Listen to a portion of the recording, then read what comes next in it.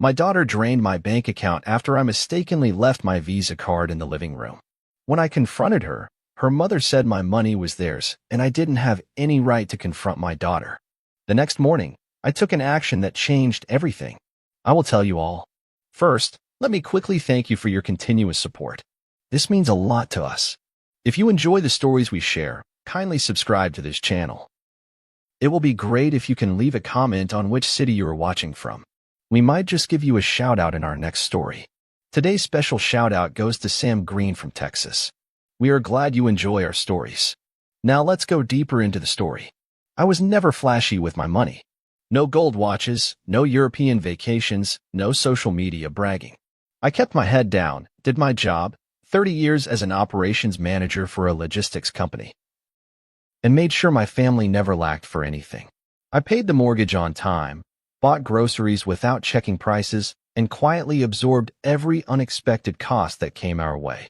Braces, emergency vet visits, a new AC unit one hellish July. My wife, Rena, was always quick to tell people I was responsible, but I can't remember the last time she looked at me like she respected me. Our daughter, Kayla, was 17 and smart, too smart sometimes. She knew how to twist words, flash that innocent smile, and get away with murder if it meant she could avoid blame. Still, I loved them both. Or maybe I loved the idea of them. Maybe I'd built my life around a family that existed more in my head than in reality.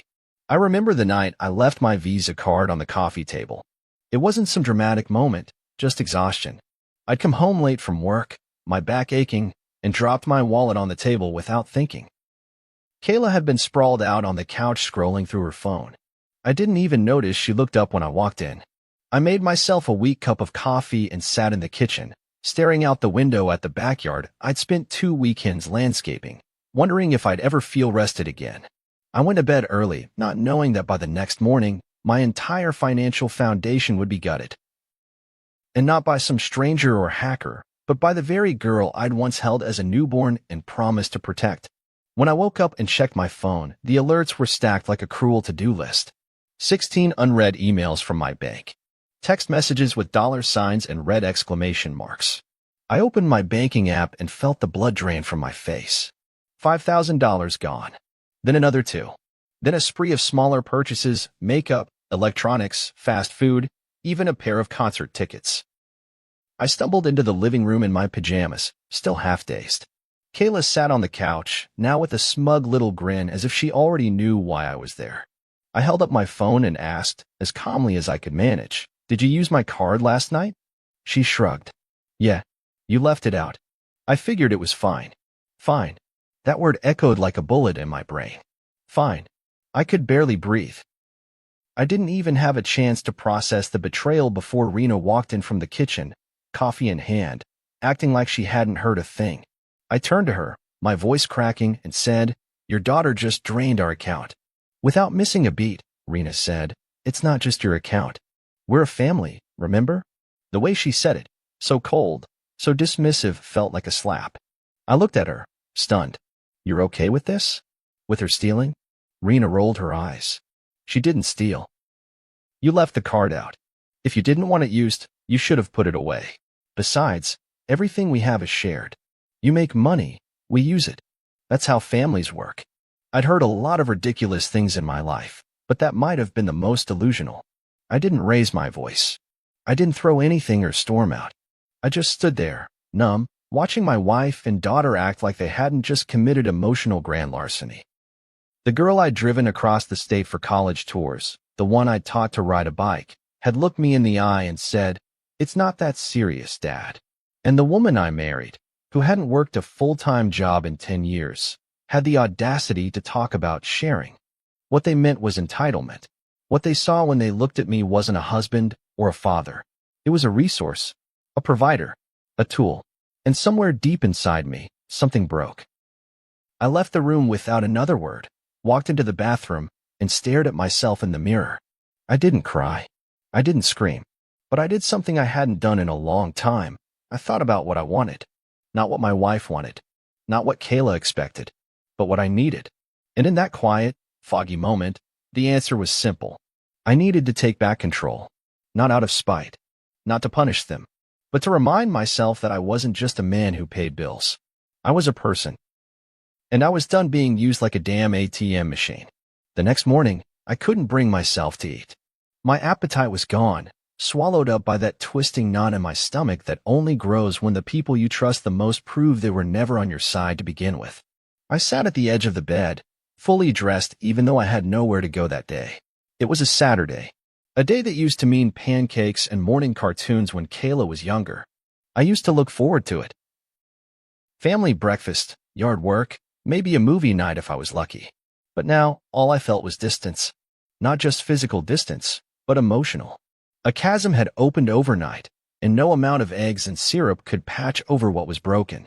I walked into the kitchen and found Kayla at the island, scrolling on her phone like nothing had happened. She was in her usual oversized hoodie, hair tied up in a messy bun, legs curled beneath her. The same girl I used to tuck into bed. The same girl who once cried over a scraped knee and begged me not to leave her bedside. I leaned against the counter and asked, "You want to tell me why you thought it was okay to spend $7,800 of my money without asking?" She didn't even look up. "I told you, it was just sitting there." Her voice was flat, annoyed even, like I was bothering her. "It's not like you're broke." That last part, that smug little line, hit me harder than anything else she'd said. Not because it was false, but because of how casually she weaponized it. Before I could respond, Rena walked in, holding a pile of laundry. She raised an eyebrow like she'd walked into a private club meeting. "Are we doing this again?" I turned to her, trying to stay calm. "Rena, she stole nearly $8,000. And you're acting like this is nothing." She scoffed. "It's not stealing. It's spending.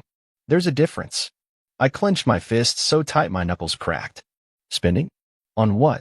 Shoes? Makeup? Concert tickets?" Rena dropped the laundry on the counter and crossed her arms. "She's 17. Let her live a little.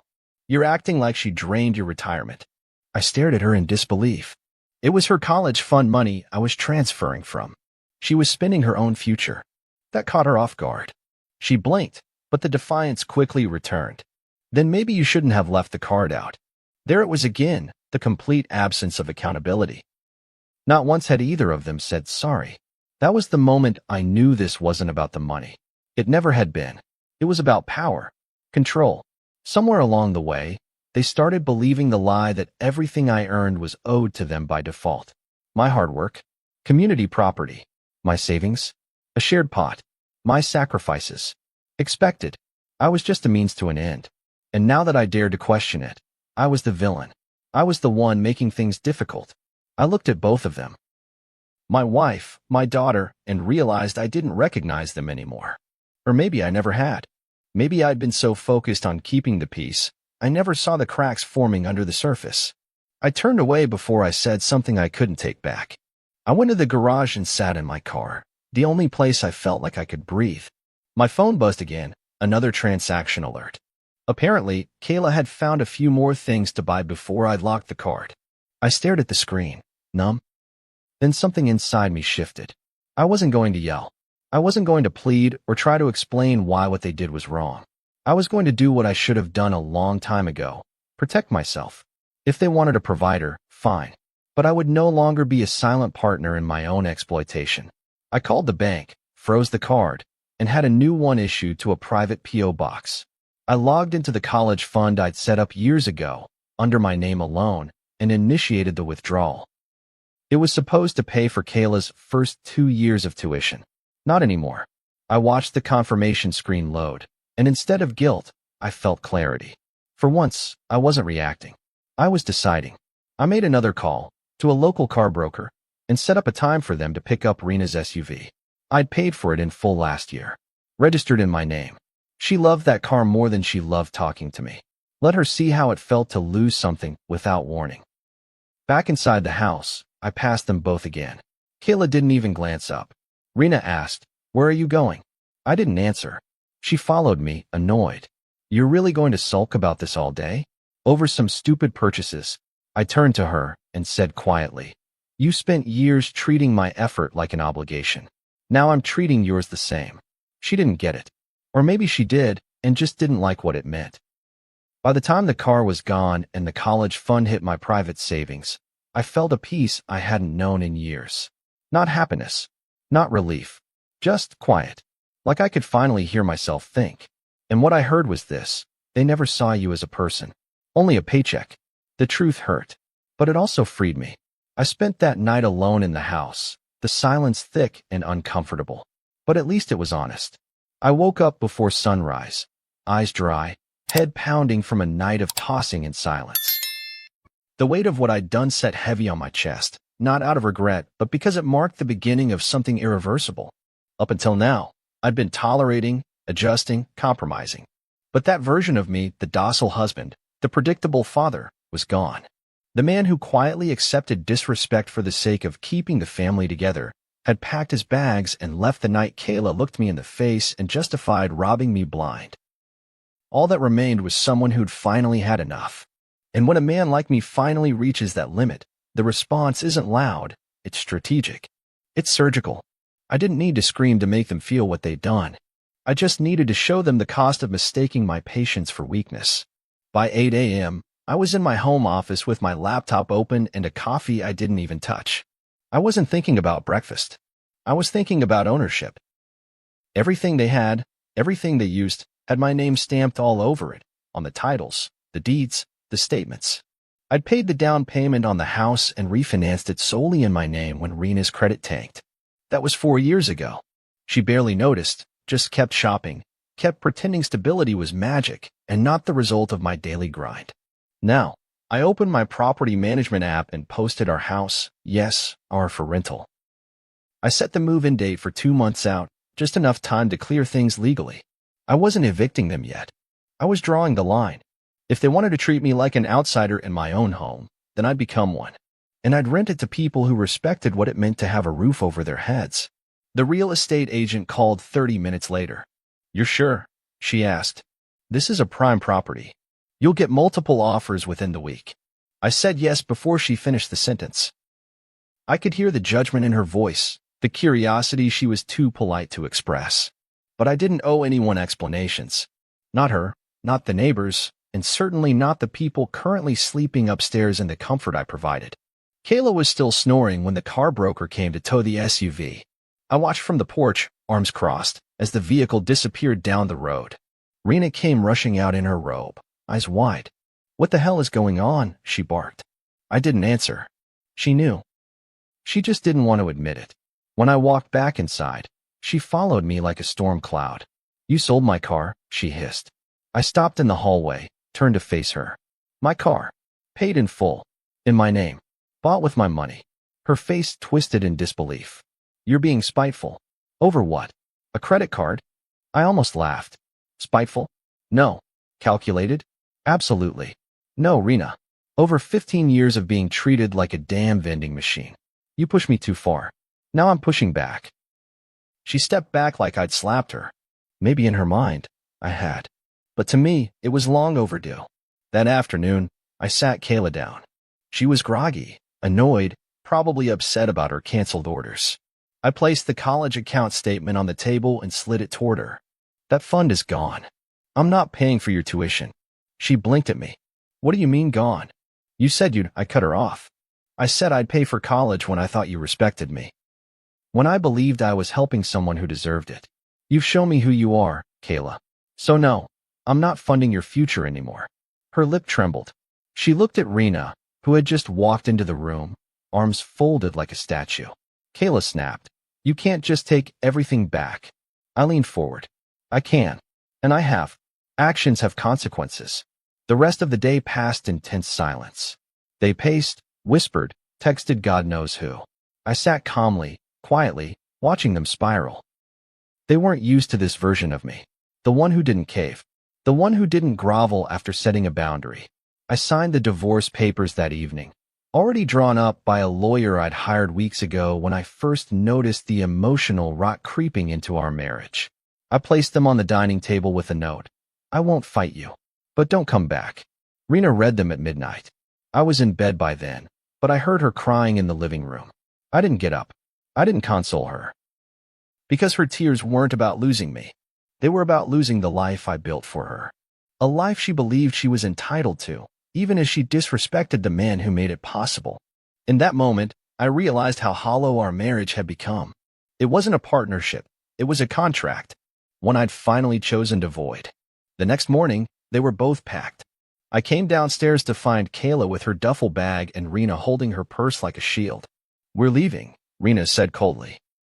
"She's coming with me." I nodded. "That's your choice.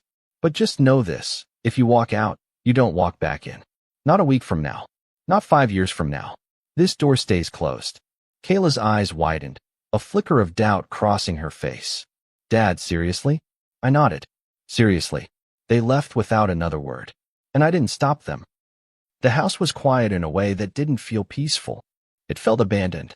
The silence wasn't tranquil. It was accusatory, like the walls themselves were waiting for me to flinch, to regret, to cave. But I didn't. I spent the first full day alone walking room to room, seeing the aftermath of who we were. Half-drunk water bottles on nightstands. A chipped mug Kayla had left on the coffee table. Throw pillows flung across the couch like they were in a hurry. I didn't clean any of it right away. I needed to see the mess for what it was. A reflection, not just of their sudden exit, but of years of passive disrespect. Years of being needed, but not appreciated. They hadn't just left. No, they'd been emotionally absent for far longer. This was just the first time their departure had a zippered suitcase and a slammed door to go with it. Neighbors started to notice. Word travels fast in a cul-de-sac, especially when you've been married for 20 years and suddenly your wife's car is gone, your daughter isn't waiting for the school bus, and you start grilling alone on a Friday night. Mike from across the street offered me a beer without making eye contact. Pam, the HOA queen, made a show of waving from her porch like she always does when gossip's fresh. I could see the curiosity in their eyes, the questions forming behind their polite smiles. But no one asked directly. They just speculated in whispers and group chats, probably debating whether Rena left me or I kicked her out. Truth was, neither. She chose to walk out, and I chose not to stop her. That distinction mattered to me, even if it didn't to them. A few days later, my sister Lydia dropped by. She didn't knock, just let herself in like she used to when we were kids, and there were no boundaries. She found me in the kitchen eating a cold sandwich, the TV murmuring in the background. She sat across from me, didn't touch the food I offered. "So it's true?" she asked. I nodded. "They're gone." Lydia leaned back, eyes narrowing. "You always were the patient one. I used to admire that. But damn, Daniel, you really let it simmer, huh?" I didn't answer right away. What could I say? That I'd waited for an apology that never came? That I kept hoping one day I'd come home and feel like a husband again instead of a banker? That my daughter's smile used to light up my world, and now it just reminded me of how far she drifted? Lydia said something that stuck with me. Sometimes the people closest to us are the ones who stop seeing us clearly. They get too comfortable, too entitled. They forget we're human. I didn't realize how much I needed to hear that until she said it. For years, I'd blamed myself for every cold dinner, every eye roll, every night Rena slept facing the other way. I thought maybe I wasn't enough. Maybe I wasn't fun or exciting or affectionate enough. But the truth was simpler and crueler. I was useful, and once I stopped being useful, I became disposable. Lydia didn't stay long, just long enough to let me know I wasn't crazy, that someone saw the cracks too. That small validation carried more weight than 1,000 apologies ever could. The backlash didn't take long to follow. Rena posted on Facebook a long, vague status about being punished for loving too hard, and men who weaponize money to control women and children. She didn't mention me by name, but everyone knew. Suddenly, I was fielding texts from old friends, some supportive, others passive-aggressive. One of Rena's cousins messaged me directly. "How could you do that to Kayla? She's just a teenager." I didn't respond. What was the point? They saw what they wanted to see. A father who cut off his daughter. A husband who pulled the rug out. But none of them saw what led up to it. The years of being talked down to, the total absence of gratitude, the betrayal masked as just a mistake. But even with the noise, the guilt never came. If anything, I felt lighter. There was no more walking on eggshells, no more performing affection just to maintain some illusion of harmony. I could breathe again. The air felt clearer, the house, though emptier, felt mine again. I started rearranging furniture. Not because I needed to, but because I wanted to claim the space back. I repainted the guest room, put new locks on the doors, cleared out the garage. It wasn't a dramatic makeover, just small, deliberate acts of reclaiming. I even started taking walks in the evening again, something I'd stopped doing years ago when Rena complained I needed to be home more. And then, the voicemail came. Kayla's voice, quiet, almost tearful. "Dad, I didn't mean it. I didn't know it'd go this far. Mom said you're being cruel. I just wanted a few things. I wasn't thinking. I miss you. Can we talk?" I listened to it twice. My hand hovered over the callback button for a moment, but I didn't press it. Because even in her apology, there was no accountability. "No, I'm sorry I stole from you. No, I understand why you're hurt. Just regret over the fallout, not the actions that caused it." She wanted a reset, a do-over, but not growth. And I wasn't going to pretend that everything was fine just because it was easier than facing the truth. I deleted the message, not out of anger, but out of necessity. Sometimes healing isn't about mending broken things. Sometimes it's about accepting they were never whole to begin with. The house didn't feel like a home anymore. It felt like an echo. Everything in it reminded me of someone who no longer lived there. The couch where Kayla used to watch cartoons as a little girl.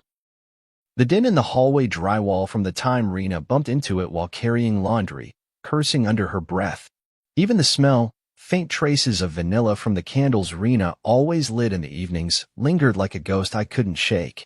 Every room held memories, but none of them brought comfort. It wasn't nostalgia, it was grief for a family that still breathed, still existed, but had chosen to exile me from their definition of love. I had not buried them, but I had buried the roles I used to play: provider, protector, peacemaker. Now, I was just Daniel, a man with a key to a house full of silence. The couple I chose to rent the place to showed up one rainy afternoon. They were young, polite, and overly grateful, the kind of people who said, "Sir," a little too much and apologized for wiping their shoes twice. I showed them around quietly, pointing out the HVAC works and the leaky faucet in the upstairs bathroom. They complimented the layout, the neighborhood, the natural light. I watched them with a strange detachment, as if I were passing along the remnants of a life I didn't recognize anymore.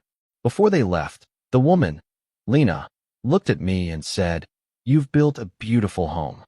I nodded, but didn't respond. I couldn't tell her the truth, that beauty means nothing when it's been weaponized, when it becomes a backdrop to betrayal.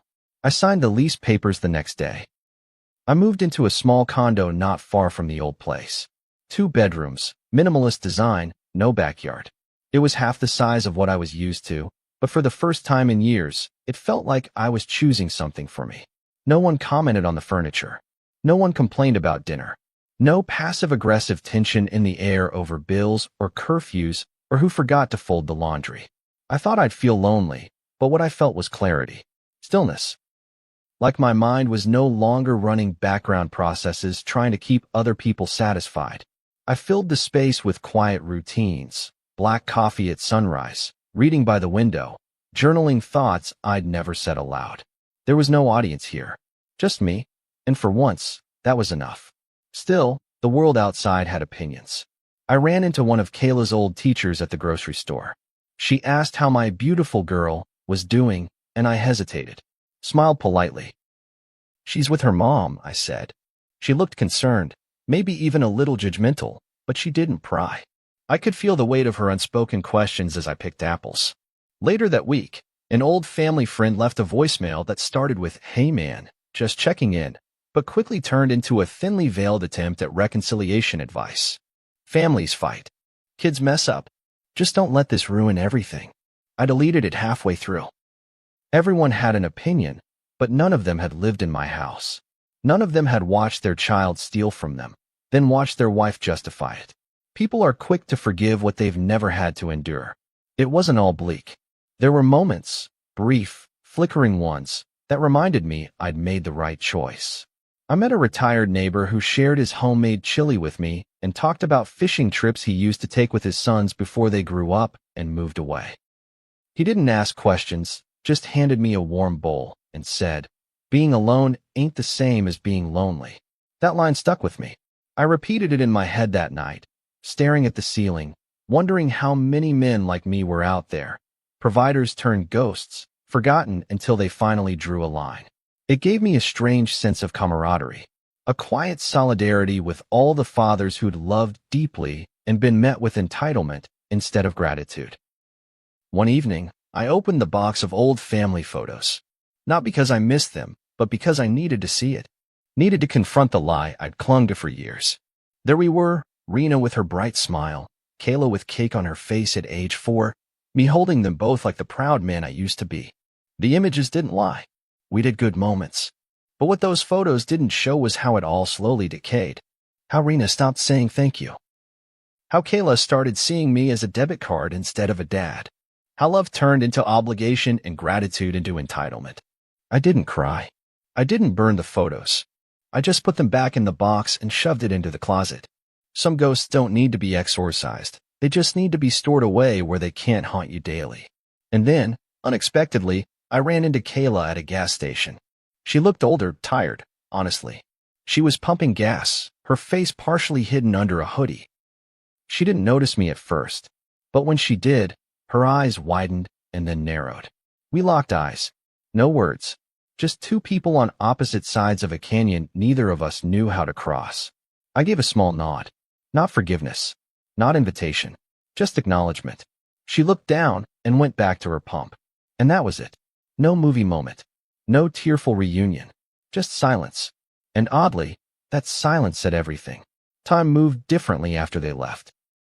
Days bled into weeks, and weeks into months, but not in that slow, dragging way grief often feels. It was quieter, yes, but also less chaotic.